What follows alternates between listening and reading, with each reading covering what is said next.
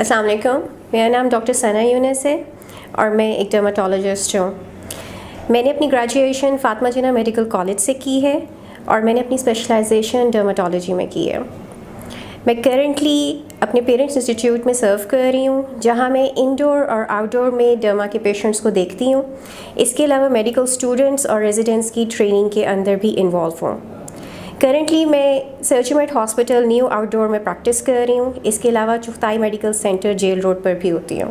Eczema چنبل ایک جلدی خارشی بیماری جس کے جلد کے اندر نہ صرف سرخی آتی ہے بلکہ جلد میں خشکی بھی ہو جاتی ہے۔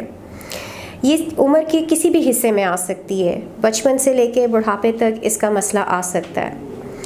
اس کی وجوہات میں جنیاتی بھی ہو سکتا ہے، یعنی کہ جینیٹک بھی مسئلے ہو سکتے ہیں، اور ہمارے انوائرمنٹ کے اندر بھی ٹریگرز ہو سکتے ہیں جس کی وجہ سے ایگزیما ڈیولپ ہو سکتا ہے پیشنٹ کو۔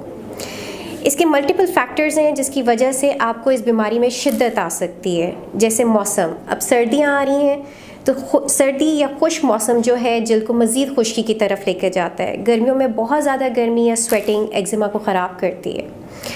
اسی طرح استعمال کے اندر کی چیزیں جس میں پرفیومز، جیولری، خوشبودار جتنی یہ چیزیں ہوتی ہیں، یہ سب اسکن کی الرجی کو بڑھا سکتے ہیں۔ جانور کا فر، کارپیٹ کا فر، دھول مٹی، سیمنٹ بجری اس کو خراب کرتی ہے۔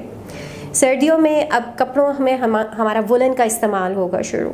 وولن اسکن کو مزید اریٹیٹ کرتا ہے۔ ان چیزوں کا احتیاط کرنا، اور اس کے علاوہ بھی بہت سی وجوہات ہیں، جیسے بچوں کے اندر فوڈ ایگزیماز کو ایگراویٹ کر سکتا ہے اور اس کے بڑھانے کی وجہ بن سکتا ہے۔ قدرتی طور پر اللہ تعالیٰ نے جلد کا نظام رکھا ہے کہ اسکن اپنا نمی برقرار رکھتی ہے اور اس کے علاوہ ہمیں پروٹیکٹ کرتی ہے انوائرمنٹ کے اندر جتنی چیزیں ہوتی ہیں ان سے۔ یہ سارا قدرتی نظام اسکن کا ایگزیما کے اندر ڈسٹرب ہو جاتا ہے، اور اسی طرح یہ جو تمام میں نے باتیں بتائیں یہ ہماری اسکن کو الرجی کاز کرتی ہیں۔ کرنا کیا ہے؟ بیسکلی آپ ان تمام چیزوں کا پرہیز رکھیں، اپنی لائف سٹائل کو چینج کریں جس کے اندر ان چیزوں کے ساتھ آپ کا کانٹیکٹ کم سے کم ہو۔ دوسرا، اپنی اسکن کی نمی کو برقرار رکھیں۔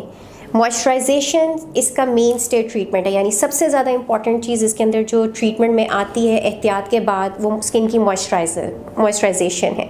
بلینڈ ایمولینٹس ہم اکثر پرسکرائب کرتے ہیں اور ہمیشہ پیشنٹس کو کہتے ہیں کہ یہ لائف لانگ آپ نے استعمال کرنی ہے، بیکاز یہ ہماری اسکن کے اوپر ایک سیکنڈ اسکن کے طور پر ایڈ کرتی ہے اور پروٹیکشن دیتی ہے۔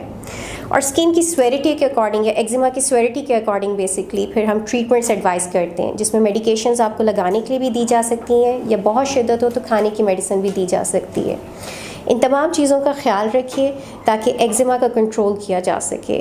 اگر آپ کو اس متعلق کنسلٹیشن کی ضرورت ہے تو مرہم کے پلیٹ فارم کے تھرو آپ میرے سے اپوائنٹمنٹ بک کر سکتے ہیں۔ I will try to help you out in your problem.